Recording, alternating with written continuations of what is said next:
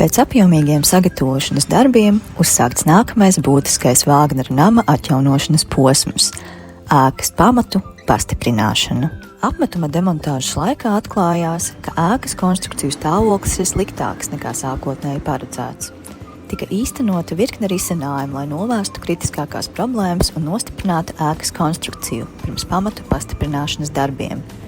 Jau oktobra vidū būvlaukumā darbu uzsāka poļu kompānija Keller, un 16 metru dziļumā ir ierīkoti pirmie ēkas pamatus pastiprinošie pāļi.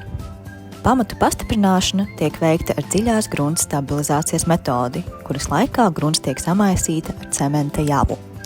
Šī ir visaudzīgākā metode pamatu pastiprināšanai, jo netiek radītas vibrācijas un tiek iespējami samazināti grunts sēšanās riski.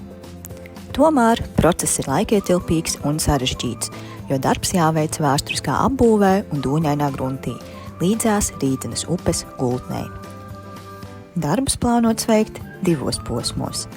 Pamatu pastiprināšana ēkas daļā, kas atrodas tuvāk Vāgnera ielai, un operas zāles apjoma jaunās nesošās čaulas betonēšana. Pēc tam varēs veikt arī opera teātra zāles daļas pamatu pastiprināšanu.